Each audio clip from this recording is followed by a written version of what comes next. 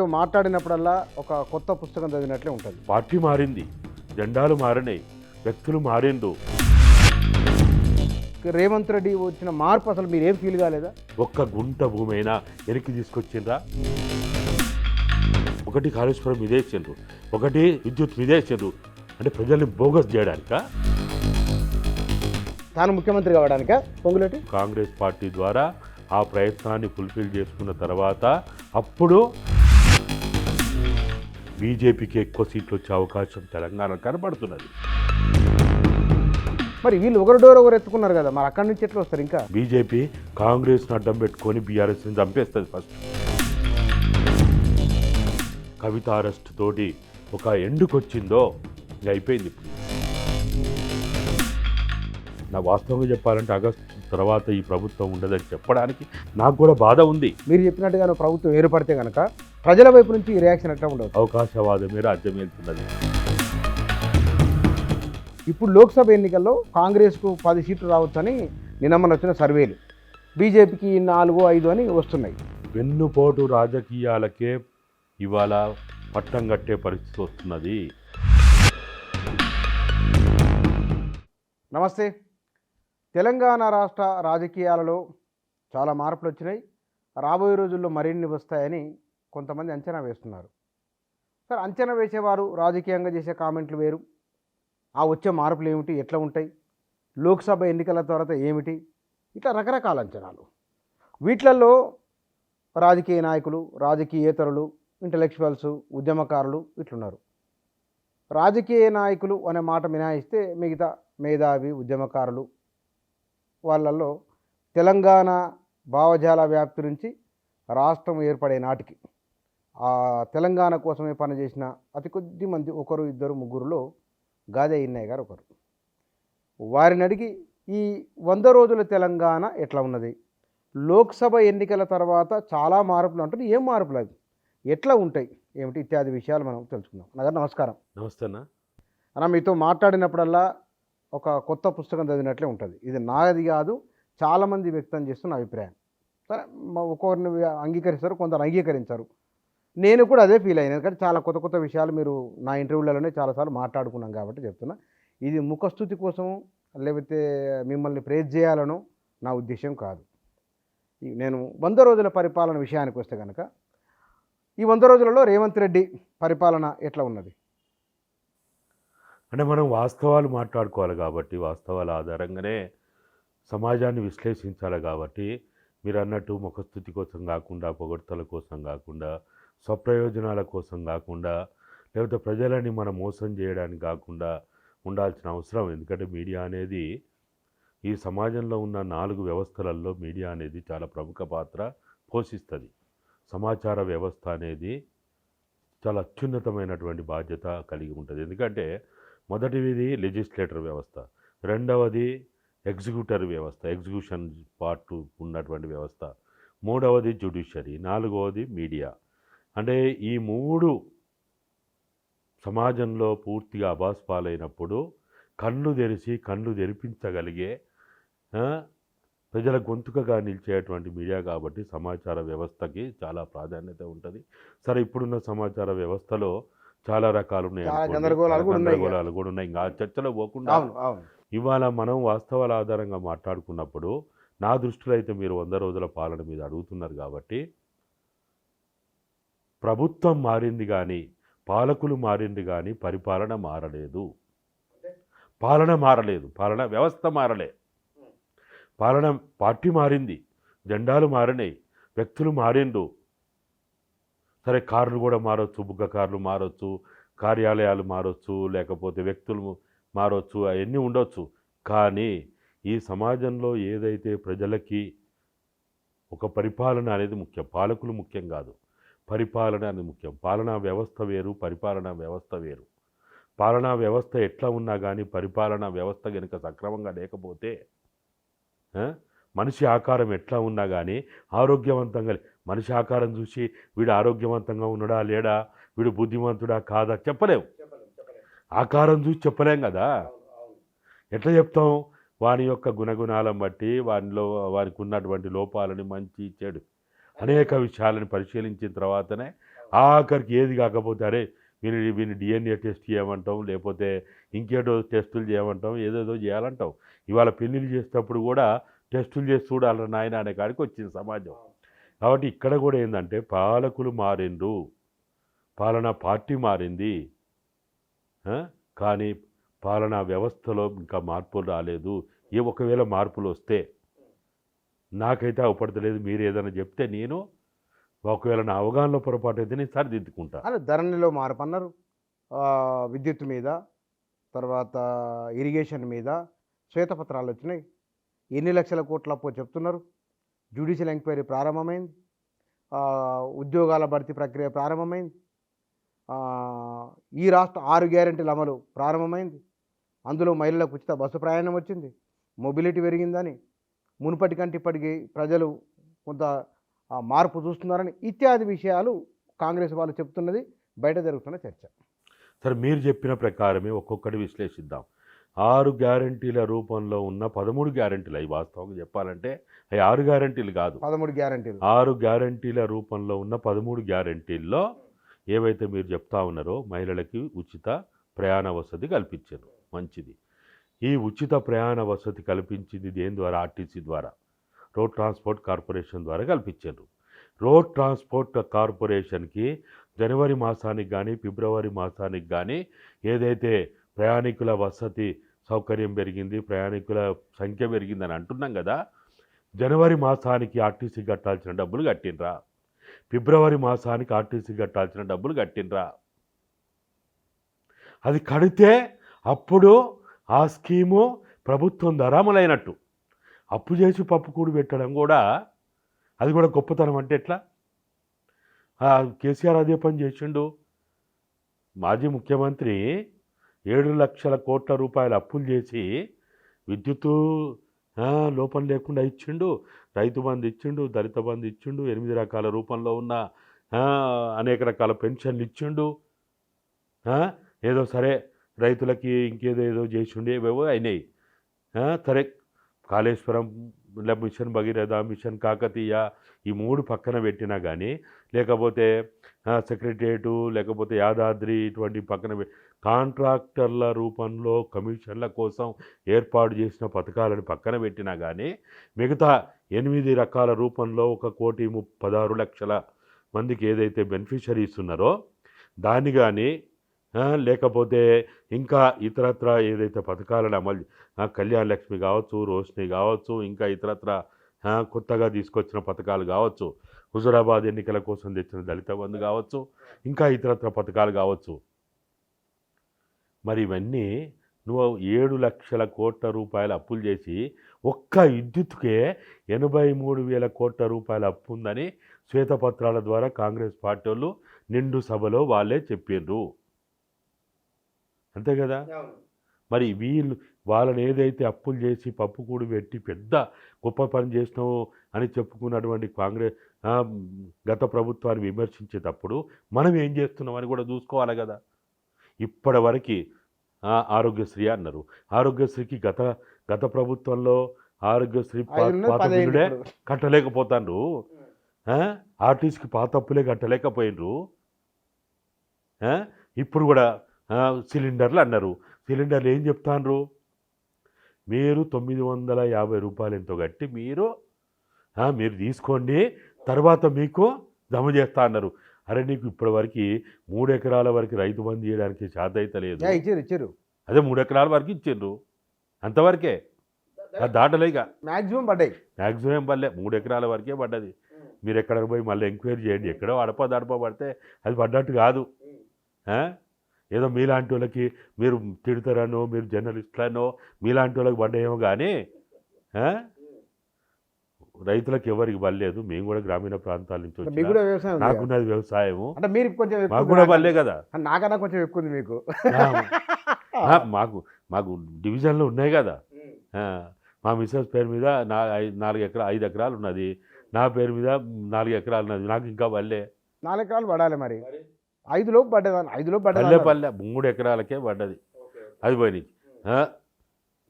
9వ తేదీ, డిసెంబర్ 9వ తేదీ సోనియా గాంధీ పుట్టినరోజు ఉచిత బస్సు వచ్చింది. వాళ్ళు ఏం చెప్పిండ్రు? మళ్ళీ ఉచిత బస్సు అనగుర్రి. ఎప్పుడు ఉచిత బస్సు వచ్చినట్టు ఆర్టీసీకి నెలవారీ ఎంతైతే 0 టికెట్ డబ్బులు చెల్లించాలి. చెల్లిస్తే అప్పుడు ఆ పథకం చేసినట్టు. ఇప్పుడు మనం అప్పు చేసి మంచిగా పట్టు చీర తెచ్చి బంగారు గొలుసులు తెచ్చి పిల్లలకి ల్యాప్టాప్లు కొనిచ్చి సెల్ ఫోన్లు కొనిచ్చి 2 వీలర్ కొనిచ్చి అన్నీ చేసి అబ్బా బుచ్చన్న బ్రహ్మాండంగా భార్యకు చూడు పిల్లలకు చూడు ఏం చేస్తాడని చుట్టుపక్కల అనుకోవడానికి చేస్తే అప్పు ఎంత ఉన్నదో నీకు తెలుసు కదా. చుట్టుపక్కల అనుకోవడానికి మనకి సరిపోతుంది, అసలు సమస్య ఏందో నీకు తెలుస్తుంది.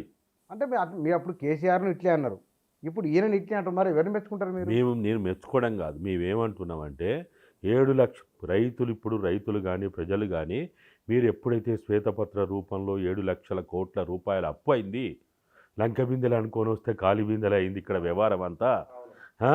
లేకపోతే మొత్తం బస్ స్టాండ్లు కుదవబడ్డాయా, బస్ స్టేషన్లు కుదవబడ్డాయా, సబ్ స్టేషన్లు కుదవబడ్డాయా, 33 kV 133 kV ఇప్పుడు ఏది మీ ఏదైనా ఉన్నదనుకుంటారా?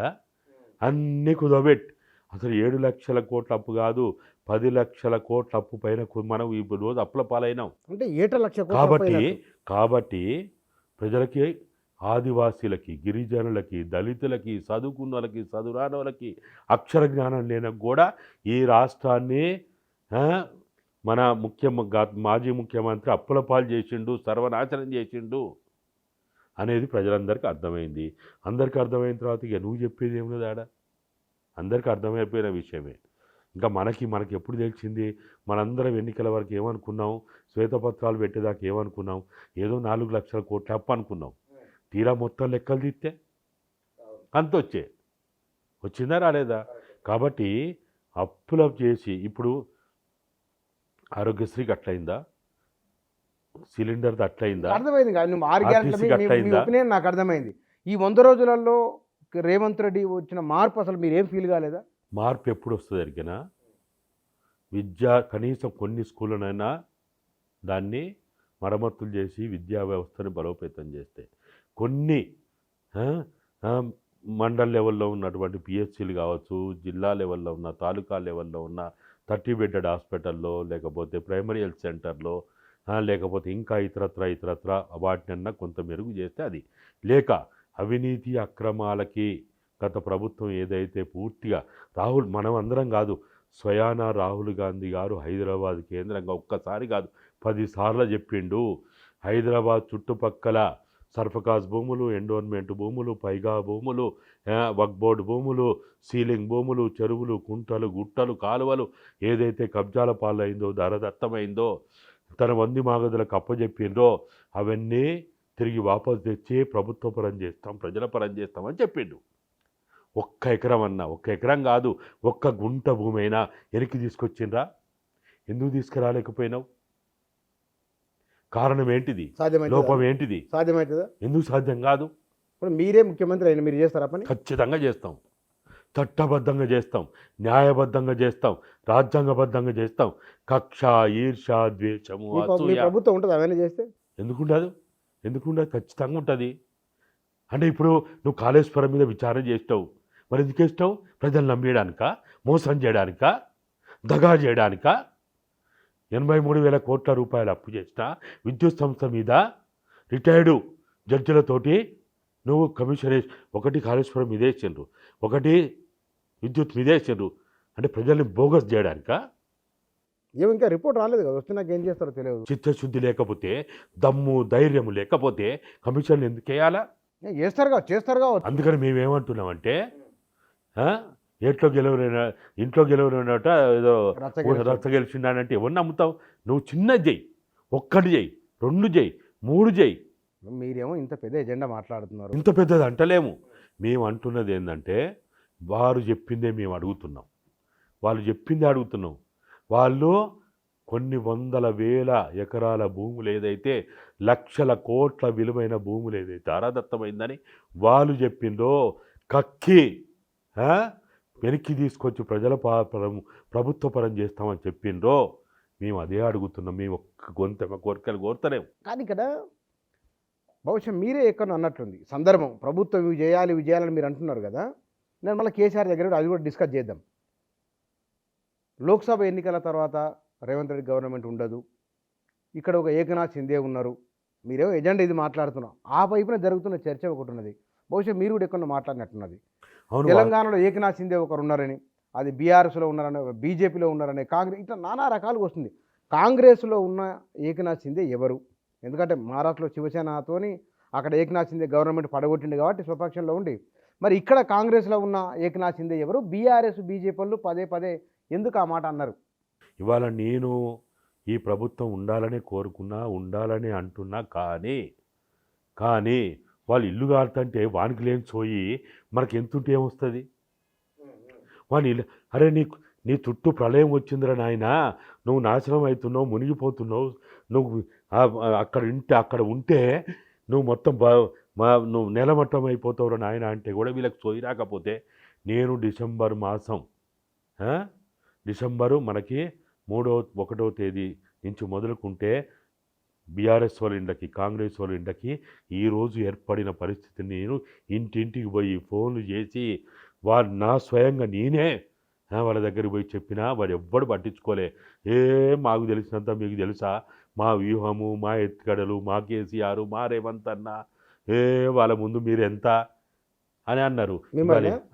ఇవాళ ఏమైంది? బ్రహ్మాండ రేవంత్ రెడ్డి ముఖ్యమంత్రి. బెడ్షీట్ కాదు, బ్లాంకెట్లు కప్పుకుంటా కూడా వాళ్ళకి వణుకు చస్తాను వాళ్ళు. ఎవరెవరు? అందరూ కాంగ్రెస్ ఇద్దరు ఇలా రేవంత్ రెడ్డి దినదిన గండం అనే రూపంలో ఆయన ముఖంలో నెత్తురు కనపడుతుందా ఇప్పుడు? ఆయన ఏమైనా నవ్వుతాడా? ఆయన ఏమైనా ఆనందంగా ఉన్నాడా? ఆయన ఏమైనా సంతోషంగా ఉన్నాడా? రేవంత్ రెడ్డి ముఖంలో ఆనందం లేదు అన్నారు. ఏమైండొచ్చు? రీజన్ ఏమిటి? అన్ని వైపుల నుంచి ఒత్తిడిలో ఆయన ఇలా ఇరుక్కున్నాడు. ఆయన ఇరుక్కొని పోయిండు. ఇవాళ క్యాబినెట్లో ఉన్నటువంటి మంత్రులు కానీ, లేకపోతే ఎమ్మెల్యేల రూపంలో ఉన్నోళ్ళు కానీ, అది మనందరికీ తెలుసు. వీళ్ళు ఎమ్మెల్యేల ఫలితాలు వచ్చిన తర్వాత వాళ్ళు అక్కడెక్కడ హోటల్లో ఉన్నప్పుడే ఎవరు బలగం ఎంత అనేది వాళ్ళు అంకెల రూపంలో వాళ్ళు చూసుకున్నారు. రేవంత్ రెడ్డి నాదింతమంది, పొంగులేటి నాదింతమంది, బట్టి నాదింతమంది, ఉత్తమ్ నాదింతమంది, వీళ్ళే కదా ముఖ్యులు. సరే కోమటిరెడ్డి అయితే ఎప్పుడో సరెండర్ అయిపోయాడు, చేత కాదు, నేను అన్ని ఆయుధాలు వదులుకున్నా అని చెప్పుకున్నాడు. ఇక ఉన్నది మనకు కనపడేది నలుగురే కాపాడ్డారు అప్పుడు.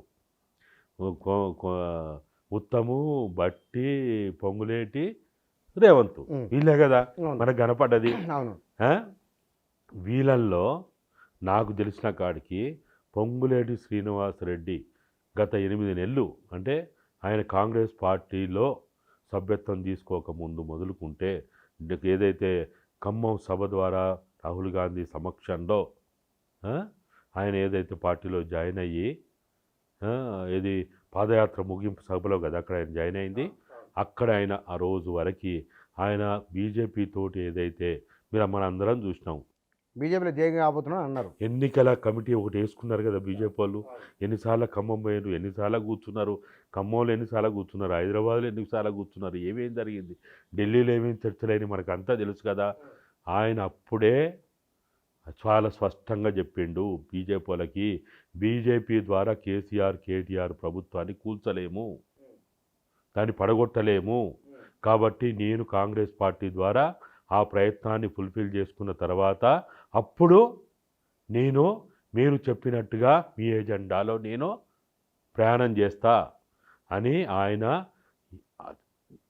ఆ పార్టీలు, కాంగ్రెస్ పార్టీలో చేరకముందే వాళ్ళతోటి జరిగినటువంటి చర్చలు, ఒప్పందం అది నేను అనుకుంటా రాష్ట్ర బీజేపీకి కూడా ఈ విషయాలు తెలియదు. ఒక్క మోడీ, అమిత్ షాలకు తప్ప, ఆర్ఎస్ఎస్లో ఉన్న ప్రముఖులకు తప్ప ఈ విషయాలు ఎవ్వరికీ తెలియదు.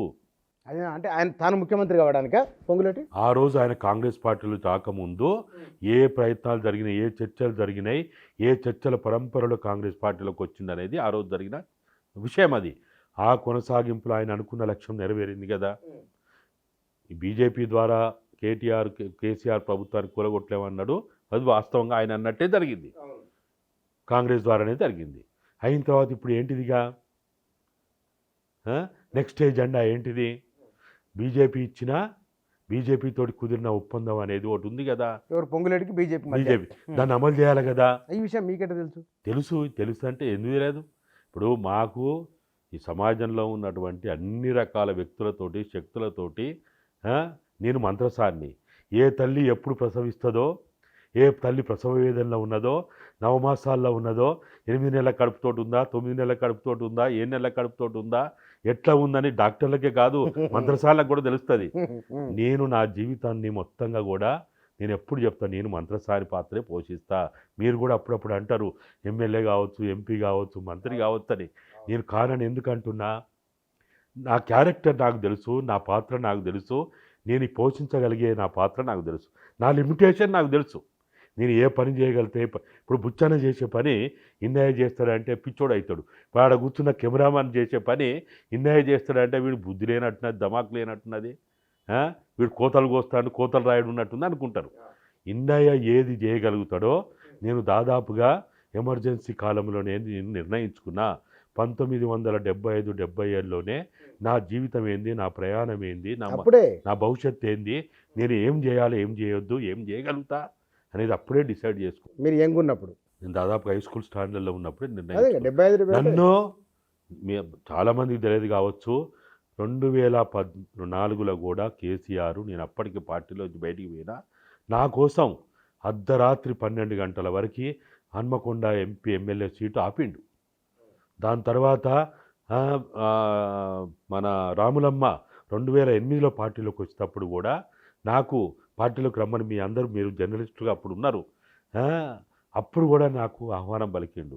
2007లో అనుకుంటా, 8లో ఢిల్లీలో ఆయన ఉన్నప్పుడు కలిసిన నేను, తుక్లక్ రోడ్లో 3 నెంబర్ కోటి ఏదో ఉందనుకుంటా, ఆడ కలిసిన నేను. అప్పుడు కూడా మళ్ళీ బతిలాడిండు, రమ్మన్నాడు. మీరు ఢిల్లీలో అప్పుడు మీడియాలో ఉన్నట్టు. కాబట్టి అప్పుడైనా బీఆర్ఎస్ అయినా 2014 ప్రభుత్వం వచ్చిన తర్వాత కూడా చాలాసార్లు నన్ను వాళ్ళు రిక్వెస్ట్ చేశారు.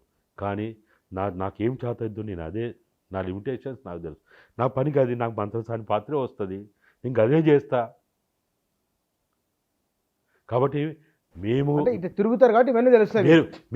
మీరు చూసిండ్రు కదా, 1997లో తెలంగాణ ఉద్యమం ప్రారంభించినప్పుడు మీలాంటి వాళ్ళే వస్తుందంటారా, అవుతుందంటారా, డౌట్లు ఎన్నిసార్లు మనం ఆర్గ్యూ చేసుకున్నాం.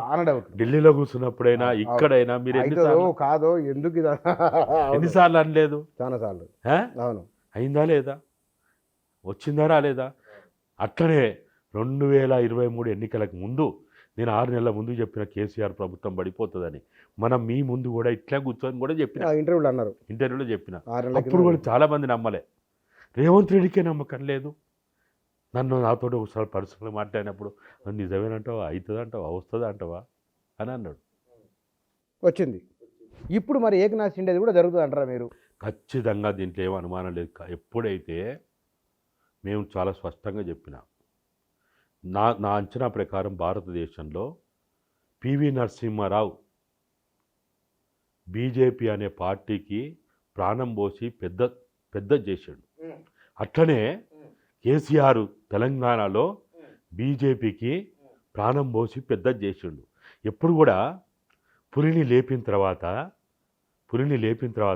అయితే పులి మీద ఎక్కి స్వారీ చేయాలా, లేకపోతే ఏమవుతుంది, గురకబెట్టి పంట ఏం చేస్తుంది, ఊకుంటుంది. అది నీకు చేతనైతేనే పులిని లేపు. ఎప్పుడు చేతనైతే దాని మీద కూర్చొని స్వారీ చేయగలిగితే పులిని లేపు, లేకపోతే పక్క నుంచి వెళ్ళిపో. బీజేపీ అనే పార్టీని ఆ రోజు భారతదేశంలో పివి నరసింహారావు లేపి కూర్చోబెట్టిండు. తెలంగాణలో కేసీఆర్ లేపి కూర్చోబెట్టిన తర్వాత రుచి మరిగినటువంటి పులి ఊకుంటుందా, ఊకుంటుందా? ఇవాళ బీఆర్ఎస్ కాంగ్రెస్ చేసిన మూర్ఖ పనుల వల్ల, అవివేకం వల్ల, తెలివి తక్కువతనం వల్ల, రాజకీయపరమైన వ్యూహెత్తుగడ లోపం వల్ల ఇవాళ ఈ పరిస్థితి వచ్చింది. నువ్వు చేతులార బంగారు పల్లెంలో తెలంగాణ ప్రజలకి బంగారు పల్లెంలో పెట్టలే. బంగారు పల్లెంలో బీజేపీకి అప్పచెప్పిన తర్వాత మీరు రేపు చూడండి, ఎంపీ ఎన్నికల్లో కూడా ఇప్పటికైనా బుద్ధి వచ్చి వాళ్ళకి ఏమైనా ఆలోచన వచ్చి మార్పులు చేసుకుంటే తప్ప బీజేపీకి ఎక్కువ సీట్లు వచ్చే అవకాశం తెలంగాణ కనపడుతున్నది. ఎవరు మార్పు చేసుకోవాలి? కాంగ్రెస్ వల్ల ఇద్దరు చేసుకోవాలా. ఇప్పుడు కుటుంబంలో ఇద్దరు అన్నదమ్ములు, ఇద్దరు బలహీనులు కొట్టుకుంటే బలవంతుడికి లాభమా కాదా? ఇద్దరు బలహీనులు కొట్టుకుంటే ఇవాళ భారతదేశంలో బలవంతులు ఎవరు? ఏ రాజకీయ పార్టీ బలవంతులు? ఏ రకంగా తీసుకోండి, ఆఖరికి ఎలక్ట్రోరల్ బాండ్స్ రూపంలో డబ్బులు ఎక్కువ వచ్చినాయి? ఎవరికి ఎక్కువ వచ్చినాయి? ఇవాళ భారతదేశంలో ఉన్న వివిధ రాష్ట్రాల్లో ఉన్న పెట్టుబడిదారులు ఎవరి చేతుల్లో ఉన్నారు? ఎవరికి దగ్గరగా ఉన్నారు? బీజేపీతో పోలిస్తే వీళ్ళెంత? బీజేపీతో పోలిస్తే వీళ్ళ ప్రాణం ఎంత? వీళ్ళ మనుగడ ఎంత? వీళ్ళ ఆయుష్ ఎంత? ఏకనాథ్ షిందే ఎవరో మీకు ఉదాహరణతో చెప్తున్నాను. మీరు వాస్తవాలతో చెప్తున్నా, నేను ఉదాహరణలు కాదు, వాస్తవాలతో చెప్తున్నా. అంటే ఎప్పట్లో ఆపరేషన్ పూర్తి కావచ్చు? నాకు నమ్మకం, నాకైతే ఆగస్టు తర్వాత వీళ్ళు గనుక ఇప్పటి నుంచి అయినా సోయితో లేకపోతే, వీళ్ళ గనుక పర్ఫెక్ట్ ఎత్తుగడలు వ్యూహం, ఇప్పుడు వీళ్ళకన్నా ఫిలాసఫీ లేదు, ఐడియాలజీ లేదు కదా. ఫిలాసఫీ లేకుండా, ఐడియాలజీ లేకుండా కనీసం వ్యూహ ఎత్తుగడలన్నా సక్రమంగా ఉండాలి. వ్యూహ ఎత్తుగడలు సరిగా లేకపోతే మనం యుద్ధంలో సక్సెస్ అవుతామా? ఈ రెండు పార్టీలక అంతే. నీకు భారతదేశంలో ఈరోజు ఇండియా కూటమిలో రూపంలో ఉన్నది కానీ, లేకపోతే ఇంకా బయట ఉన్నటువంటి వాళ్ళు కానీ, ఎవరికి బీజేపీ పట్ల ఒక అవగాహన ఏమున్నది? అసలు బీజేపీని అర్థం చేసుకోగలుగుతారా? అర్థం చేసుకునే శక్తి సామర్థ్యాలు ఉన్నాయా? ఈరోజు కూడా బీజేపీని హిందూ పార్టీ అంటున్నారంటేనే అది అవగాహన రాహిత్యము. ఏమన్నా మరి? అది మనువాద పార్టీ, అది ఖచ్చితంగా మనువాద పార్టీ. హిందూ కాదు. హిందూ ఎట్లయితుంది? మీ పార్టీ అది. నువ్వు హిందూ కాదా? నేను హిందూ కాదా? హిందువులో మరి అన్న జిఎస్టీ వచ్చింది కదా. జిఎస్టీ రూపంలో హిందువులకు ఎక్కువ నష్టం జరిగిందా, ముస్లింలకా, క్రిస్టియన్లకా? జనాభా ఎవరికి ఎక్కువ ఉంటే వాళ్ళకే కదా. జిఎస్టీ వల్ల ఎవరికి ఎక్కువ నష్టం జరిగింది? హిందువులకి. ఎవడైతే ఎక్కువ కన్జ్యూమ్ చేస్తారో పాపులేషన్ ఎక్కువ ఆయనకి మీద ట్యాక్స్ పడుతుంది. మరి అయినప్పుడు ఇవాళ బీజేపీ రూపంలో ఉన్న పాలన హిందువులకు ఎక్కువ నష్టం చేస్తుందా, ముస్లింల, క్రిస్టియన్లక? కాబట్టి మనం కూడా తెలిసి తెలియక, అవగాహన లేక, మనం కూడా రానున్నటువంటి ఎప్పుడు కూడా మంత్రసాని తల్లిని బిడ్డని క్షేమంగా ఉంచడానికి ఎంతో ఆలోచన చేస్తుంది, ఎన్నో ప్రణాళికలు వేసుకుంటుంది, ఎన్నో జాగ్రత్తలు తీసుకుంటుంది. సమాజంలో ఉద్యమకారులు కూడా, బుద్ధిజీవులు కూడా, మేధావుల రూపంలో ఉన్నటువంటి వాళ్ళు కూడా ఆ విధంగా ఉండాలి. జర్నలిస్టులు చాలా ప్రముఖ పాత్ర ఉంటుంది ఇక్కడ. తెలంగాణ ఉద్యమానికి ప్రాణం పోసింది, ఊపిరి పోసింది జర్నలిస్టులే. ఇక్కడ మీరు అనేది కాంగ్రెసు, బీఆర్ఎస్ ఈ రెండు కూడా ఆగస్టు లోపు, అంటే ఇప్పుడు ఇక్కడ జరుగుతున్న చర్చ ఒకటైతే, మీరు ఇంకోటి మాట్లాడుతున్నారు. డోర్లు ఎత్తినాం అని రేవంత్ రెడ్డి అన్నాడు. మేము డోర్లు అయితే మీ దగ్గర ఉండరు వీళ్ళు అంటున్నారు. మరి వీళ్ళు ఒకరు డోర్ ఒకరు ఎత్తుకున్నారు కదా, మరి అక్కడి నుంచి ఎట్లా వస్తారు? ఇంకా ఇప్పుడు వాళ్ళు ఈ రాష్ట్రంలో బీజేపీ 8 మంది ఎమ్మెల్యేలే. ఈ రాష్ట్రంలో జరగబోయేది ఏంటంటే, బీజేపీ ఎప్పుడు కూడా బలవంతుడు ఏం చేస్తాడంటే, వాని తర్వాత అడ్డం పెట్టుకొని కిందోని ఫస్ట్ చంపుతాడు. ఇవాళ ఉద్యమాలని పోరాటాలని అణచేది ఎవడు? ఆడ కూర్చున్న ప్రధానమంత్రి వస్తాడా, ముఖ్యమంత్రి వస్తాడా, ఆడ కూర్చున్న డీజీపీ వస్తాడా? ఎవరు చేస్తారు? లాఠీ పట్టుకొని వచ్చేది ఎవరు? తుపాకీ పట్టుకొని వచ్చేది ఎవరు?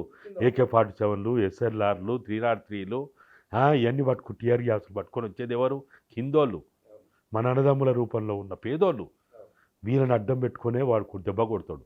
ఇవాళ ఇక్కడ కూడా బీజేపీ కాంగ్రెస్ని అడ్డం పెట్టుకొని బీఆర్ఎస్ని చంపేస్తుంది. ఫస్ట్ చంపేసిన తర్వాత నెక్స్ట్ కాంగ్రెస్ని తునాతునకలు చేసి పడేస్తుంది. అంటే మీ ఉద్దేశం బీఆర్ఎస్ పట్ల, దాని భవిష్యత్తు పట్ల మీకున్న అవగాహన ఏమిటి? ఇక చూస్తున్నాం కదా మనం. వీళ్ళు ఈ 3 నెలలు, డిసెంబర్, జనవరి, ఫిబ్రవరి 3 నెలలు వాళ్ళ అవగాహన రాహిత్యము, ఎత్తుగడల రాహిత్యము లోపం వల్ల ఇక అయిపోయింది. ఇప్పుడు ఏం అయిపోయింది, చేతులు కాలిన తర్వాత ఆకులు పట్టుకుంటే ఏం రాదన్నట్టే అయిపోయింది. ఎప్పుడైతే కవిత అరెస్ట్ తోటి ఒక ఎండుకు వచ్చిందో ఇంక అయిపోయింది. ఇప్పుడు ఏమైంది? ఇంకేమైనా ఉన్నదా? ఏమున్నది అక్కో అని పాటలు పాడుకోవాల్సింది ఏం లేదుగా. ఏమున్నది ఆడ? ఏమున్నది చెప్పు. 23వ తారీఖు నాడు ఆమెను ఇంట్రాగేషన్ అయిపోయి తీసుకొచ్చిన తర్వాత ఎన్ని వాస్తవాలు బయటకు వస్తాయో చూడండి. దేనికి సంబంధించిన వాస్తవాలు? ఈ లిక్కర్ స్కామ్ రూపంలో ఉండి బీజేపీ ఏదైతే ఎవరెవరిని దెబ్బ కొట్టాలనుకుందో అన్నిటి బయటికి తెస్తారు. ఫస్ట్ కేజ్రీవాల్ మీద పడుతుంది ఫస్ట్ దెబ్బ. అయిపోయిన తర్వాత ఇప్పుడే డీలా పడిపోయారు కదా, ఉన్నారా? ఎవడి వాడు అసలు రాత్రి వరకు ఒక పార్టీలో ఉంటాడు, తెల్లారేసరికి మీడియాలో చూడాల్సి వస్తుంది. ఎవడు ఏ పార్టీలో ఉన్నాడో అర్థమవుతలేదు. ఎవడు ఏ కండువ కప్పుకుంటాడో, ఎవడు ఎక్కడ ఉంటాడో, ఎవడు ఎవరి పక్కన ఉంటాడో, అసలు వాళ్ళ భార్యలకు కూడా చెప్తున్నాడో లేదో నా డౌటే. 10 ఏళ్లలో చాలా మార్పు, చాలా మంది చాలా పార్టీ అటు ఇటు ఇటు ఇటు అటు మారిపోయిండ్రు. 10 ఏళ్లలో జరిగినటువంటి మార్పు 100 రోజుల్లో జరుగుతుంది ఇప్పుడు, అంతే కదా.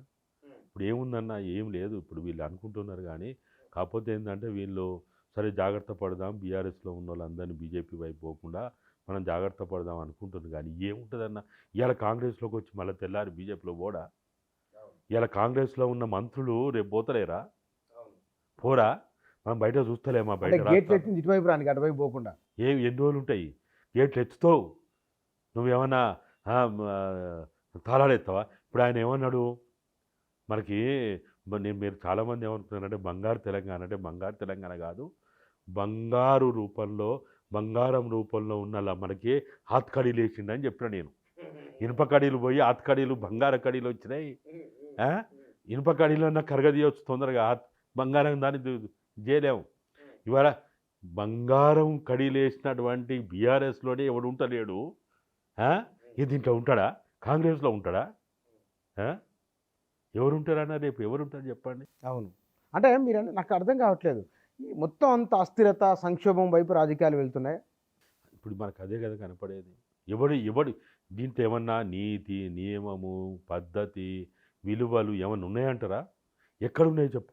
ప్రొఫెసర్లు, సీతారాం నాయక్ ప్రొఫెసర్, చదువుకున్నోడు, విద్యార్థులకు విద్యాబోధన చేసినోడు, ఎవడో రాజకీయ నాయకు పుట్టుకతో రాజకీయాల్లో ఉండి పెరిగినోడే వాడేదో తప్పులు చేస్తాడు అనుకుంటాం. ఇవాళ ఎవడైనా ప్రొఫెసర్లు అదే పని చేయబట్టి నువ్వు లెక్చరర్లు, జర్నలిస్టులు, లాయర్లు, డాక్టర్లు, బుద్ధిజీవులు అంటే వాళ్ళు ఎవడైనా ఏ పార్టీలో ఎవడైనా ఉంటాడా? విలువలతో ఉంటాడా? ఒక్క పార్టీకి ఒక్క జెండాకి ఎవడైనా కట్టుబడి ఉంటాడా?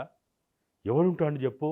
నాకున్న అవగాహన ప్రకారము పార్లమెంట్ ఎన్నికల్లో మళ్ళా మోడీ గారు, అమిత్ షా వాళ్ళ నాయకత్వంలో మళ్ళీ 3వసారి ప్రభుత్వం కేంద్రంలో వస్తే భారతదేశంలో పెను మార్పులు వస్తాయి. ఒక భయంకరమైనటువంటి రోజులు మనం చూడబోతాం. మనం ఎప్పుడో చిన్నప్పుడు 1919-22 మధ్య ప్రపంచంలో ఫాసిజాన్ని చూసినాం, ఓ ముస్సోలిని, ఒక హిట్లర్ రూపంలో చూసినాం అని మనం పుస్తకాలు చదువుకున్నాం, సోషల్ స్టడీస్ పుస్తకాల్లో. కానీ భారతదేశంలో మళ్ళీ అటువంటి ఫాసిజం రాబోతున్నది. అంత దారుణంగా భయంకరంగా వస్తుంది చూడండి మీరు. మామూలు రూపంలో ఉండదు ఇక్కడ. అరే వాడు ఒకవైపు కర్ణాటక ఎంపీ మొన్న సిట్టింగ్ ఎంపీ ఏం చెప్పిండు? రాజ్యాంగాన్ని మారుస్తాం. మరి ఏముందన్న, ఇది ఒక యాంకర్ రూపంలో ఉన్న బుచ్చన చెప్పలే, ఒక ఉద్యమకారుడు పక్కన అన్న నేను ఉద్యమకారుడు అని బంద్ చేసుకున్నా. పొంగులేటి శ్రీనివాసరెడ్డి ఉద్యమకారుడు అన్న తర్వాత, రేవంత్ రెడ్డి ఉద్యమకారుడు అన్న తర్వాత, ఇన్నయ్య కూడా ఉద్యమకారుడు అంటే వానంత పిచ్చోడు మూర్ఖుడు ఇంకో లేడు. నేను ఉద్యమకారుడు కాదు, నేను ఒక తెలంగాణ పిచ్చోడిని అంతే. ఇక అంతకు మించి నన్ను ఉద్యమకారుడు అనుకుని నువ్వు తెలంగాణ పిచ్చోడు అనే సంప్రదించండి. ఎవడు ఉద్యమకారుడు అన్న? కొండ సురేఖ కూడా ఉద్యమకారునట, సీతక్క ఉద్యమకారునట. గతంలో సీతక్క ఉద్యమకారిని. నువ్వు టీడీపీలో పోయిన తర్వాత, కాంగ్రెస్లోకి వచ్చిన తర్వాత ఏమున్నది? ఎవరు పడితే వాళ్ళు ఉద్యమకారులు అని బ్రాండ్లు వేసుకున్న తర్వాత ఉత్తమ్ రెడ్డి అదేనట, కోమటిరెడ్డి అదేనట, పొంగులేటి ఉద్యమాలు చేసి సరే మిగతా ఏం ఉద్యమం చేసి నాకు తెలియదు. మీరు చెప్పాలా? మీరే అంటారు, మీడియాలో చదువుతారు, నేను టీవీలలో చెప్తాను, రాస్తాను. ఏ ఉద్యమకారుడు ఎక్కడ? చెప్పాలా? నాకైతే తెలంగాణ ఉద్యమం పొంగులేటి ఎక్కడ తెలంగాణ ఉద్యమంలో కనబడలేదు. ఎక్కడ ఏ రోజు నేను అన్నట్టు చూడలేను. ఏ డేట్ లైన్లో ఇన్నేళ్ళలో ఎక్కడ 2001 నుంచి అనుకుందాం, ఈ 20-22 ఏళ్ళలో ఎక్కడ లేరు. మరి వారై మరి ఎట్లా ఉద్యమకారుడు అయిండో, తెలంగాణకి ఆయన ఎట్లా గొప్ప వ్యక్తి అయిండో మరి నాకైతే అర్థమవుతుంది. అంటే వారికున్న మరి ఏమంటారు దాతృత్వ కార్యక్రమాలు చేయడం వలన ఖమ్మం జిల్లాలో పేరు వచ్చిందో నాకు ఏముందన్న, సిఎస్ఆర్ రూపంలో ఉన్న ఇప్పుడు పెట్టుబడిదారులకి సిఎస్ఆర్ పథకం ఉంటుంది. కార్పొరేట్ సోషల్ రెస్పాన్సిబిలిటీ ఉంటుంది. నువ్వు ఖచ్చితంగా వాళ్ళకి ఖర్చు పెట్టాల్సిందే. కార్పొరేట్ సోషల్ రెస్పాన్సిబిలిటీ కింద పెట్టాల్సిందే. 500 కోట్ల టర్న్ ఓవర్ దాటినటువంటి ప్రతి పెట్టుబడిదారుడు 2% ఇవ్వాలి, ఇలా ప్రాఫిట్లోంచి ఇవ్వాల్సిందే. అది ఇచ్చి కూడా వాడు యశోదవాడు అట్లా చెప్పినట్టే ఉన్నది. యశోదవాడు కూడా నేను కూడా సేవ చేస్తున్నాడు. ఒరియమ్మ మీరు కూడా సేవ చేస్తే ఇక మీలాంటి మాలాంటి వాళ్ళు అందరం ఏం చేయాలి? ఇక ఆ పేర్లేమో మార్చుకోవాలి. ఇక ఇప్పుడు దీంట్లో పొంగులేటి కూడా మీకు పరిచయమే కదా? పరిచయమేనా? పరిచయం. ఎందుకు పరిచయం? బాగా మాట్లాడుకుంటారా? ఎందుకు అందరితో మరి ఈ విషయం చెప్పినా మరి తెలంగాణలో ఇట్లా ఉంది, మరి గవర్నమెంట్ సంగతి ఏంటంటే చర్చ మీ దగ్గర మాట్లాడిందా? నేను ఆయనకి ఎందుకు చెప్తా? ఈ ఇంటర్వ్యూ ద్వారా చూస్తారు కదా. అదే నన్ను తీసుకుపోయి దొంగకు తాళం వేయమంటావా? ఇప్పుడు మాట్లాడరు కదా మీరు, ఇప్పుడు ఆల్రెడీ ఆన్ రికార్డే మాట్లాడుతున్నా. నేను ఏదైతే మాట్లాడుతున్నానో, ఏ విషయం మీద మాట్లాడుతున్నానో చాలా స్పష్టతతో మాట్లాడతాను. నేనేమి సరే కొంతమందికి ఇది నచ్చవచ్చు, నచ్చకపోవచ్చు, ఊహాజేతం అని నేను కూడా చూస్తున్నా. మన తొలిలో వచ్చిన తర్వాత కొన్ని కామెంట్స్ చదివినా నేను. ఎవరు ఏమంటారు కదా, ఏమంటారు వీళ్ళని, ఏదో కాదన్న ఏదో చెప్తారు చూడు ముందు, జ్యోతిష్యుడు. ఇందా ఏమన్నా జ్యోతిష్యుడా అంటే జ్యోతిష్యుడు ఏమన్నా ఎక్కడి నుంచి ఊడిపడ్డా? జ్యోతిష్కులు చెప్పిండ్రు కేసీఆరే మళ్ళీ ముఖ్యమంత్రి అయితే అని చెప్పిండు. మరి జ్యోతిష్కుడు చెప్పింది గొప్ప కరెక్ట్ అయిందా? మేము చెప్పింది కరెక్ట్ అయిందా? నేను 2018లో కూడా చెప్పిన కేసీఆర్ని ఈసారి పడగొట్టలేమని అప్పుడు కూడా చెప్పిన. కానీ నేను అప్పుడు టీజేఎస్లో ఉన్నా. కోదండరామ్కి చెప్పిన మనం ఏం చేయలేము, ఇదంతా ఉత్త పని, మనం ఏం చేయడానికి ఆస్కారం లేదు. ఎప్పుడు కూడా రాజకీయాలని మనం స్పష్టతతోటి అంచనా వేయకుండా కొన్నిసార్లు మనం ప్రజలకి కొన్ని రకాల విషయాలు చెప్తాం. కానీ మన అంతరాత్మకైతే వాస్తవాలు తెలియాలి కదా. ఇవాళ మేము చెప్పేది ఏదో అభూత కల్పన కాదు, లేకపోతే ఎవరి మీద కోపం కాదు. నేను రాజ్యాంగాన్ని నమ్ముతా, చట్టాలను నమ్ముతా, చట్టబద్ధ పాలన ఉండాలనుకుంటా. కానీ రాజకీయాలు అట్ట లేవు, చట్టాలు లేవు, న్యాయాలు లేవు, రాజ్యాంగం లేదు. మనం ఇవాళ అనుకున్నటువంటి జరుగుతలేదు అది. కాబట్టి ఏంది, నాకు వాస్తవంగా చెప్పాలంటే ఆగస్టు తర్వాత ఈ ప్రభుత్వం ఉండదని చెప్పడానికి నాకు కూడా బాధ ఉంది. కానీ ప్రజలకు వాస్తవాలు చెప్పకపోతే మోసం చేసిన వాళ్ళమైతాం. రాబోయే 1 సంవత్సర కాలంలో ఏం జరుగుతుందో చెప్పకపోతే మీకు తెలుసు, నేను 2003 నుంచి నేను ఎంతో కొద్ది బయట ఓపెన్గా మాట్లాడకున్నా కేసీఆర్ ఏందో మీలాంటి వాళ్ళకి కూడా చెప్పిన. నేను ఢిల్లీలో మనం కూర్చున్నప్పుడు కూడా చెప్పిన, చాలా విషయాలు మాట్లాడుకున్నాం. కానీ బయటికి చెప్పలే. ఎందుకు? తెలంగాణ వచ్చేదాకా నోరు మూసుకొని ఉందాం అనే ఉద్దేశంతో తెలంగాణ వచ్చిన తర్వాత మాట్లాడదామని ఉన్నాం. నేను కూడా ఇప్పుడు కూడా పొంగులేటి శ్రీనివాసరెడ్డి గురించి నాకు ఇప్పుడు కాదు తెలియడం. నేను 100 రోజుల వరకు కూడా ఎందుకు ఆగినా బాగుండదు, మంచిగా ఉండదు, మాట్లాడితే మనం మొదట్లోనే మాట్లాడితే బాగుండదు అనే ఉద్దేశంతో ఎన్నికలకు ముందు మాట్లాడలే, 100 రోజుల వరకు కూడా మాట్లాడలే. కానీ ఇప్పుడు కూడా మాట్లాడకపోతే, రాబోయే ప్రమాదాన్ని మనం హెచ్చరిక చేయకపోతే, వాస్తవాలను మనం బయటికి చెప్పకపోతే అది కొంతమందికి ఇష్టం లేకపోవచ్చు. ఇప్పుడు కాంగ్రెస్లో ఉన్న కొంతమందికి రేవంత్ రెడ్డి బాగా మూర్ఖంగా ఫాలో అయ్యే వాళ్ళకి ఇష్టం లేదు. లేకపోతే పెను మార్పులు వస్తాయంటాడు, బీజేపీ మీద ఆరోపణలు చేస్తుండడు, మోడీ అమిత్ షాలు రేపు ఈ ప్రభుత్వాన్ని కూడా కొడతారని ఇప్పుడే చెప్తున్నాడు. చెప్పడం వల్ల బీజేపీ మీద అబండాలు ఇస్తుండు అని వాళ్ళు కొంతమంది నా మీద గరుగురుగా ఉన్నారు. కానీ ఏది ఏమైనా అమాయకులైన తెలంగాణ ప్రజలకి, నోరు లేని తెలంగాణ ప్రజలకి, తెలంగాణ రాష్ట్ర సాధన ద్వారా తెలంగాణ భవిష్యత్తే మారిపోతుందని ఆశించిన ప్రజలకి, 2000 పైగా తెలంగాణ రాష్ట్రం కోసం ప్రాణాలు అర్పించిన వాళ్ళకి, లక్షలాది మంది తెలంగాణ కోసం ఆస్తులను పోగొట్టుకున్న వాళ్ళు, పదవులను పోగొట్టుకున్న వాళ్ళు, విద్యను పోగొట్టుకున్న వాళ్ళు, మీలాంటి వాళ్ళు, అనేక రకాల నష్టాలు గురైనటువంటి వాళ్ళు తెలంగాణలో భవిష్యత్తు ఏందో మనకు అర్థం కాకపోతే ఇటువంటి పెట్టుబడిదారులు, భూస్వాములు, వ్యాపారవేత్తలు, పారిశ్రామికవేత్తలు, కాంట్రాక్టర్లు వాళ్ళు రాజకీయాలను శాసిస్తున్నప్పుడు ఆ వాస్తవాలను చెప్పకపోతే, వెన్నుపోటుదారులని మనం సమాజం ముందు పెట్టకపోతే, ఒక రకంగా మనం ఒకటి చెప్తారు పెద్దలు,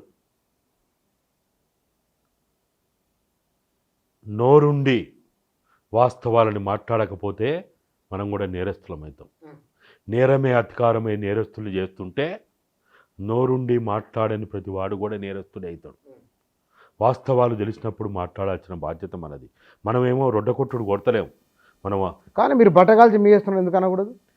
ఒకవేళ అదే మీరు అదే అనుకుంటే, ఒకవేళ అదే వాస్తవం అయితే, ఒకవేళ నేను అదే అంటున్నా కదా, ఒకవేళ ఇప్పుడున్నటువంటి రాబోయే ప్రమాదాన్ని ఇప్పుడు మనము బస్ ఎక్కుతామన్నా, బస్ ఎక్కినప్పుడు డ్రైవరు ఏదో ప్రమాదానికి గురి చేసే పరిస్థితి ఉందని అనుకున్నప్పుడు పోయి మనం చెప్తాం. మనం పోయి కావాలంటే టెస్ట్ చేస్తాం. వీడు తాగి ఉన్నాడా, వీడు మంచిగా ఉన్నాడా లేడా టెస్ట్ కూడా చేస్తాం అని చెప్తాం. ఇంత స్పీడ్ పోకు, లిమిట్లో పో, 80 దాటకు 90 దాటకు అని చెప్తాం. అయినా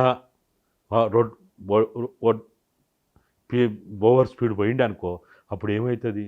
ప్రమాదం జరిగిన తర్వాత మనం ఏం చేస్తాం చెప్పు? ఏం చేయలేము. కానీ ఇప్పుడు డ్రైవర్ చేస్తే డ్రైవర్ వెనక సీట్లో ఉన్నాడు చెప్తున్నాను మీరు. నేను వెనక సీట్లో లేను, బస్సులో ఉన్నా, నేను మీరు సమాజంలో ఉన్నా. నేను ఎవరైతే ప్రభుత్వాన్ని పడగొడతాను అంటున్నారో ఆయన డ్రైవర్ సీట్లో లేడు, వెనక సీట్లో ఉన్నాడు కదా. అయితే ఏంది? బ్యాక్ సీట్లో ఉంటే ఏంది? ఇలా ఆయన మీరు బయట పోయి చూడండి, ఏమని చెప్పుకుంటాడు ఆయన. ఇప్పటి నుంచే ఆఫీసర్లను పోయి అడగండి.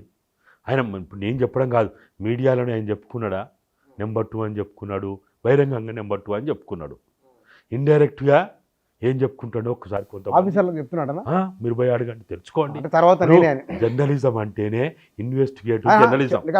అట్లా చెప్పుకుంటున్నాడా? అంత ఉంటుందా అంత సాహసం అది అన్నా? నేను ఇప్పుడు చెప్పిన తప్పకుండా 30 రోజులు గడువిస్తున్నా. 30 రోజుల తర్వాత వాస్తవం అవాస్తవం మీరు చెప్పండి. ఒకవేళ మీ ఇన్వెస్టిగేషన్లు తేలేకపోతే అప్పుడు నేను పేర్లతో సహా చెప్తా, ఎవరు చెప్పిన పేర్లు చెప్తా. పని చేద్దాం. ఇవాళ ఇంటర్వ్యూ ఇది. మీరు ఆగస్టు వరకు గడువు అన్నారు కదా, ఆగస్టు వరకు ప్రభుత్వంలో ఉండదు ప్రభుత్వం అనేది మీరు అంటున్న మాట, మీకున్న సమాచారం దాంతో. మరి ఈ విషయాలన్నీ రేవంత్ రెడ్డి చెప్పారా? ఇట్లా ఉంది మరి వ్యవహారం జరుగుతుంది. నేను చెప్తున్నా కదా, నేను డిసెంబర్ నుంచి కాలు బల్పం కట్టుకొని రాబోయే ప్రమాదాన్ని మార్చి అని చెప్పకున్నా మీరు 2-3 నెలల తర్వాత జరగబోయే ప్రమాదం భయంకరంగా ఉంటుందని నేను బీఆర్ఎస్ వాళ్ళు ఇండ్లకు పోయి చెప్పిన, ఫోన్లు చేసి చెప్పిన. నేను పేర్లు కూడా చెప్తా. బీఆర్ఎస్లో ఎవరితో మాట్లాడినావు? దాసో శ్రవంతో మాట్లాడినా, మన వి ప్రకాష్తో మాట్లాడినా, దేశపతి శ్రీనివాస్తో మాట్లాడినా, నా దేవి ప్రసాద్తో మాట్లాడినా, నందిని సిద్ధారెడ్డితో మాట్లాడినా, పల్ల రాజేశ్వరరెడ్డితో మాట్లాడినా, వినోద్ కుమార్ తోటి అయితే గంటల కొద్ది మాట్లాడినా కూర్చొని. అట్లే కాంగ్రెస్ వాళ్ళతో కూడా చెప్పిన, అందరితోటి. ఏది ఇవాళ ఇంత పరిస్థితి వస్తుంటే అని ఇవాళ చూడండి, మీరు ఈ రాష్ట్రంలో మీరు రేపు ఎప్పుడు జూన్ 4వ తేదీ ఫలితాలు, జూన్ 4వ తేదీ కదా మన పోలింగ్, మే 13 కదా, మే 13 నాడు పోలింగ్, జూన్ 4వ తేదీ నాడు ఫలితాలు. జూన్ 4వ తారీఖు ఫలితాల రోజు ఇప్పుడు గనుక వీళ్ళు ఇంకా ఒళ్ళు దగ్గర పెట్టుకొని వాళ్ళు గనుక వాళ్ళ వ్యూహెత్తులు సక్రమంగా వాళ్ళ పద్ధతి ప్రకారం పోకపోతే మీలాంటి వాళ్ళను మాలాంటి వాళ్ళను ఇంకా తెలంగాణలో ఉన్న చాలామంది ఉన్నారు. మనమేం పెద్ద గొప్పలం కాదు. రైతులు ఉన్నారు, కార్మికులు ఉన్నారు, అనేక మంది అనేక రంగాల్లో గొప్ప గొప్ప ప్రావీణ్యత ఉన్న వాళ్ళని వాళ్ళని పిలుచుకొని మాట్లాడి రాబోయే ప్రమాదాన్ని కనుక వీళ్ళు నివారించుకోవడానికి ఇప్పటి నుంచైనా చక్కదిద్దుకునే ప్రయత్నాలు చేస్తే అన్న. ఇప్పుడు తుఫాను వస్తుందన్న, భయంకరమైన తుఫాను వస్తున్నది. మనం కొన్ని 100 కిలోమీటర్ల దూరంలో ఉన్నాం. తుఫాను హెచ్చరికలు వచ్చినప్పుడు ఏం చేస్తాం? మనం జాగ్రత్తలు పడతాం. పడాలా వద్దా? మా ఇంటికి వచ్చిన రాదు చూస్తా, నా గల్లీకి వచ్చిన రాదు చూస్తా, మా వాడకు వచ్చిన రాదు చూస్తా. ఒకవేళ వచ్చినా నాది ఆర్సీసీ కన్స్ట్రక్షన్ నాది, ఏగా పూరిగూడు చోడో పెంకుటిల్లోడో వాడేమవుతుంది కానీ లేపు నాకేమవుతుంది అని అనుకుని మూర్ఖులు లేరంటవా?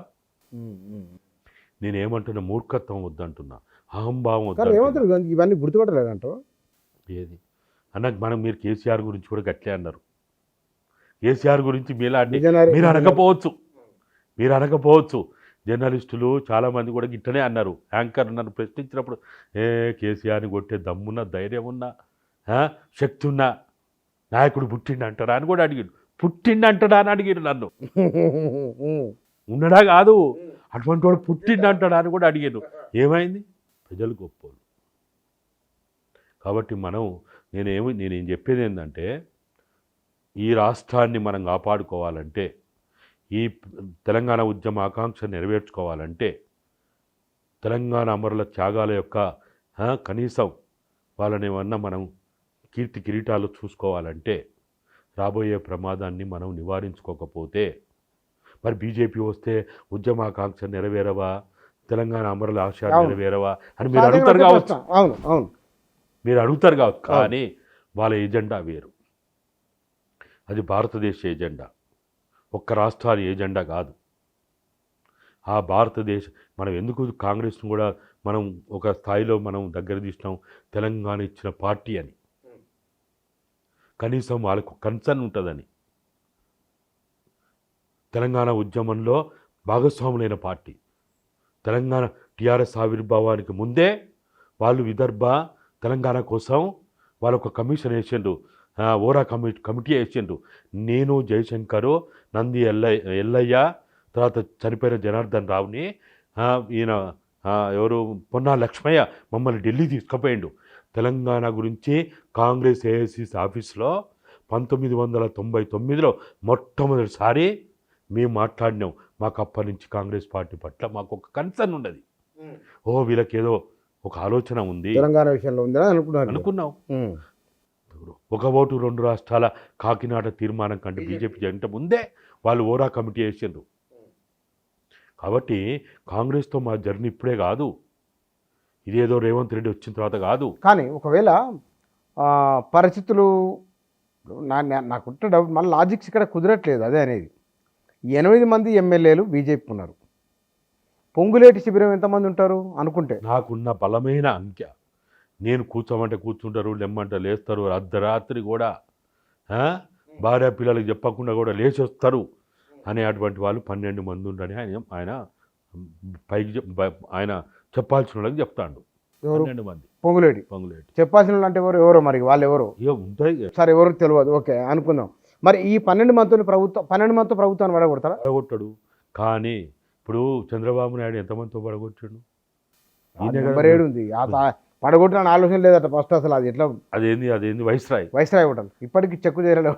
వైస్రాయ్లో ప్రారంభమైన ఎంతమంది ఉన్నారు మీరు అప్పుడు జర్నలిజంలో? అంటే అప్పుడు ఆ తర్వాత మెల్లమెల్లకి వస్తున్నాం కొత్తలో. ఆ రోజున్న వాళ్ళు 5-10 మంది, ఆ తర్వాత సంఖ్య 80కి 90కి పెరిగింది. అంటే కాంగ్రెస్ పార్టీలో కూడా మీరు చూసిండ్రు కదా, 6 నెలల్లో 9 ఏళ్లలో రాని వాళ్ళు ఆ లాస్ట్ 6 నెలల్లో వచ్చినారా రాలేదా? ఒక వాతావరణం క్రియేట్ అయిన తర్వాత వివేక్ వచ్చిండా, పొంగులేటి వచ్చిండా, జూపల్లి వచ్చిండా, ఇంకెవరెవరు చాలామంది వచ్చిండు కదా ఎమ్మెల్యేలు అయిన వాళ్ళు కూడా. ఇప్పుడు కూడా ఎమ్మెల్యేలు. ఈయన హనుమంతరావు ఎప్పుడు వచ్చిండు అన్న? హనుమంతరావు కొడుకు ఎప్పుడు వచ్చిండు? ఇట్లా చాలామంది కొత్తగా వచ్చిన వాళ్ళు కూడా ఎమ్మెల్యే. ఎన్ఎం శ్రీనివాసరెడ్డి ఎప్పుడు వచ్చిండు?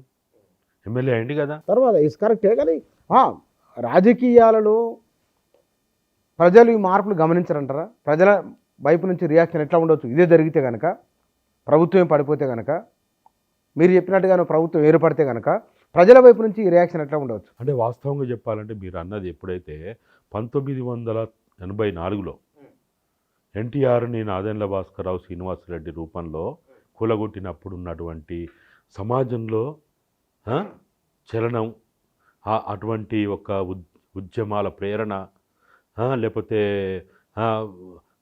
ప్రజాస్వామ్యాన్ని కాపాడుకుందాం, రాజ్యాంగాన్ని కాపాడుకుందాం అనే ఆ శక్తులు, ఆ సంఘాలు, ఆ శ్రేణులు ఇప్పుడు లేరు. మిడిల్ క్లాస్ ఎప్పుడైతే పెరిగిందో సమాజంలో, మిడిల్ క్లాస్ అంటేనే అవకాశవాదంతో కూడి ఉంటారు. ఇవాళ మీరు నేను అవకాశవాదంలో ఉన్నాం.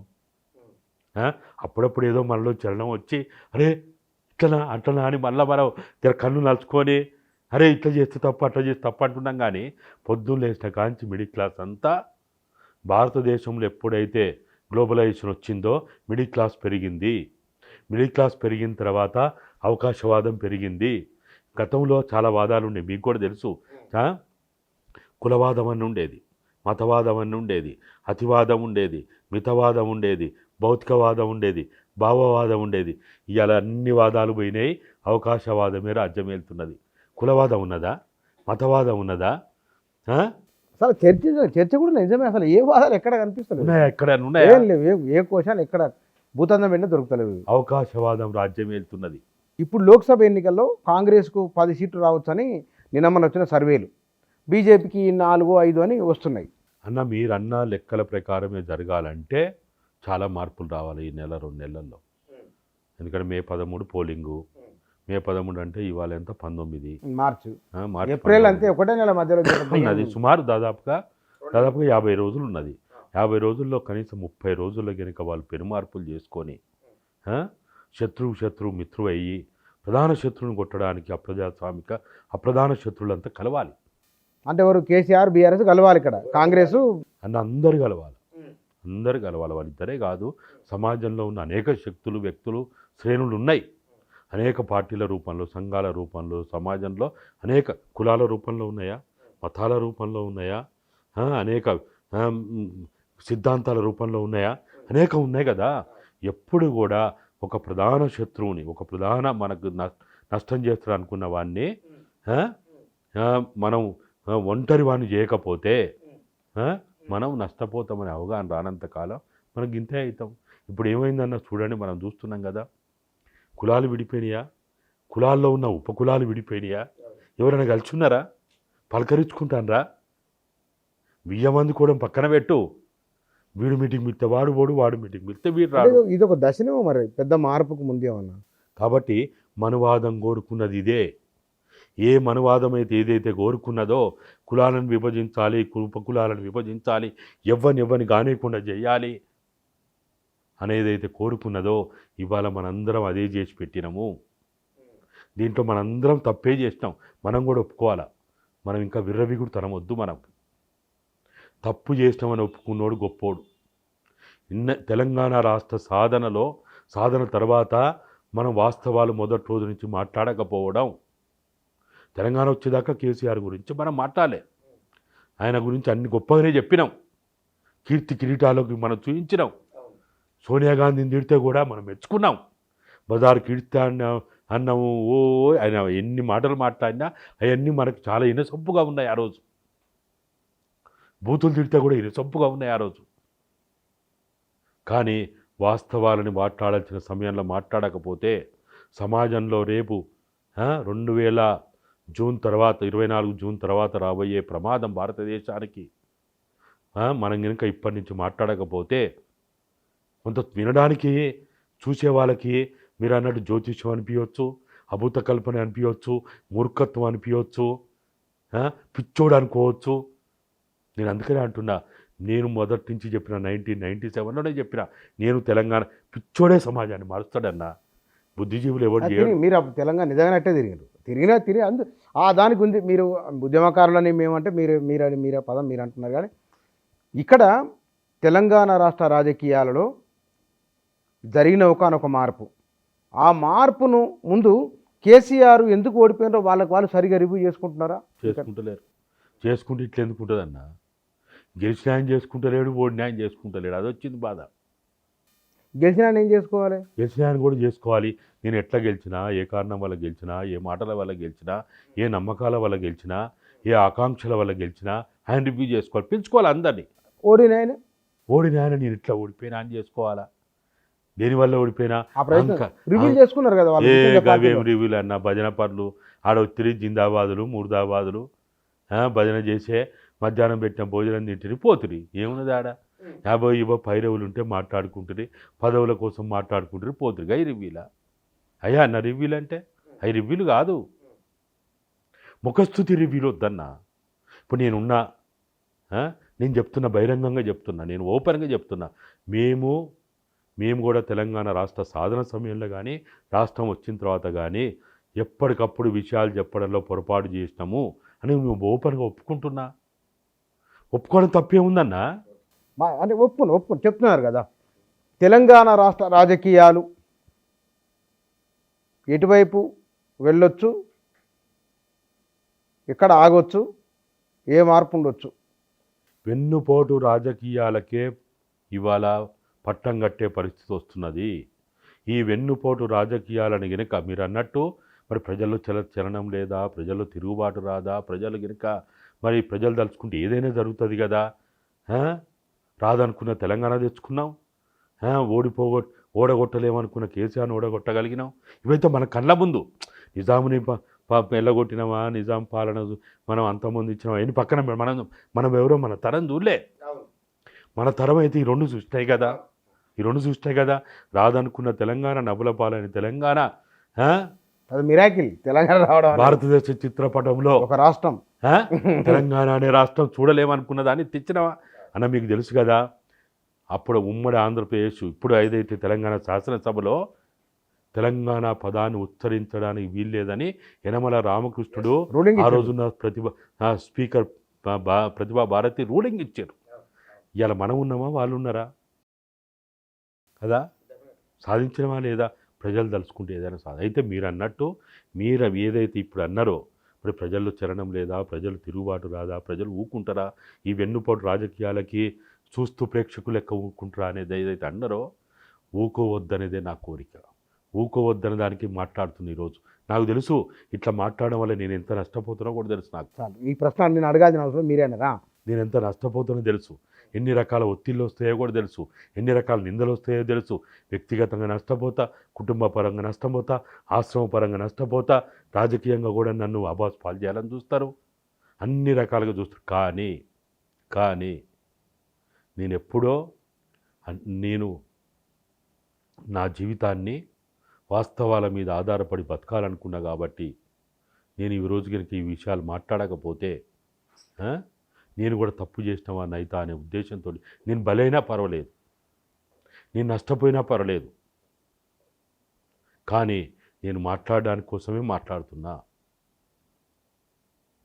ఈ వెన్నుపోటు రాజకీయాలకు, ఈ అవకాశవాద రాజకీయాలకి, ఈ కప్పగంతుల రాజకీయాలకి, ఈ మోసపూరిత రాజకీయాలకి మనం ఇంకా చరమగీతం పాడకపోతే ఇవాళ భారతదేశంలో 16 రాష్ట్రాలు జరుగుతుంటే కళ్ళప్పగిచ్చి చెవులతో విని చెయ్యలేని నిస్సహాయ స్థితిలో ఉన్నాం. ఒక్క ఎమ్మెల్యే లేకున్నా బీజేపీ ఆ రాష్ట్రాలు ఏం చేసిందో చూసినాం. ఇక్కడ జరగబోయే ప్రమాదాన్ని కూడా మనం మాట్లాడకపోతే, మనం కనుక ఇప్పటి నుంచే దాని మీద చర్చ పెట్టకపోతే బాగుండదనే ఉద్దేశంతో, సదుద్దేశంతో నేను మాట్లాడుతున్నా. కానీ దీంట్లో ఎవరిని ఎక్కువ చేయాలి, ఎవరిని తక్కువ చేయాలి, ఎవరి మెప్పు కోసమో, ఎవరిని లేకపోతే ఎవరిని లాభపడడం కోసం, నష్టం చేయడం కోసం కాదు. ప్రజాస్వామ్యం బతికుండాలి, మానవత్వం బతికుండాలి, మానవ విలువలు బతికుండాలి అనే ఉద్దేశంతో చేస్తున్నా. కానీ దీంట్లో ఇక్కడ పొంగులేటి మీ నాకు శత్రువు కాదు, మాకేమైనా గట్టి పంచాయతీ ఉన్నదా, ఆస్తి పంచాయతీ ఉన్నదా, వ్యాపార పంచాయతీలు ఉన్నాయా? పొంగులేటిని కాంగ్రెస్ పార్టీలోకి రమ్మనే దాంట్లో నేను కూడా భాగస్వామినే. ఒత్తిడి చేసిన వాళ్ళల్లో, సలహాలు ఇచ్చిన వాళ్ళల్లో, సూచనలు చేసిన వాళ్ళల్లో, రాకపోతే నష్టపోతామని చెప్పిన వాళ్ళల్లో నేను కూడా ఒకని అయినప్పటికీ ఆ రోజు ఎట్లనైతే వాస్తవాలు మాట్లాడి ఈరోజు కూడా వాస్తవాలు మాట్లాడుతున్నాను. వాస్తవాలను చెప్పడం కోసం మాత్రమే నేను మాట్లాడుతున్నా. కానీ దీంట్లో ఎలాంటి వేరే ఎవరిని ఎక్కువ చేయాలి, ఎవరిని తక్కువ చేయాలి, ఎవరిని పెంచాలి. కొంతమంది అన్నారు, అరే ఇప్పుడు ఇట్లా మాట్లాడితే బీజేపీకి లాభం జరుగుతుంది కదా అని. మరి లాభం జరగకుండా ఉండాలంటే జాగ్రత్త పడండి. ఎవరు వద్దంటారు? లేని ఐడియా ఇస్తున్నట్లే కదా బీజేపీ. నేను హెచ్చరిక చేస్తున్నా అంటే, వాస్తవాలు మాట్లాడుతున్నా అంటే, నేను ఈ ప్రమాదం నుంచి నివారణ, వాళ్ళు ఒకవేళ ప్రమాదానికి గురయ్యే వాళ్ళకి కనుక కొన్ని రకాల మార్పులు చేసుకున్నారనుకో, అది వాళ్ళకే మంచిది కదా, సమాజానికి మంచిది కదా, ప్రజాస్వామ్యానికి మంచిది కదా, రాజ్యాంగానికి మంచిది కదా. ఆ ఉద్దేశంతో చేస్తున్నా. కానీ ఇవాళ ఎవరి లాభము ఎవరి నష్టం కోసం కాదు, నివారించుకుంటే సంతోషపడే వాళ్ళల్లో నేను మొట్టమొదటి వాడినే. Thank you very much. Telangana రాష్ట్ర రాజకీయాలలో ఈ మధ్య జరుగుతున్న పరిణామాలు, వినపడుతున్న పేర్లు, అంచనాలు, వాటికి సంబంధించి బహుశా మరి వారికి ఉన్న సమాచారం ఏమిటి అనేది చాలా విస్తృతంగా, లోతుగానే చాలా విషయాలు మాట్లాడినాము. రాబోయే రోజులలో తెలంగాణ రాజకీయం ఎట్లా ఉండబోతున్నది, రాజకీయ నాయకులు తమను తాము ఎట్లా రివ్యూ చేసుకునే అవకాశం ఉన్నది, చేసుకోకుంటే ఎట్లా ఉంటుంది, చేసుకుంటే ఏమిటి, ఇత్యాది తదితర విషయాలపైన వారి అనుభవాలు, వారి ఆలోచనలు ఇవి. Thank you.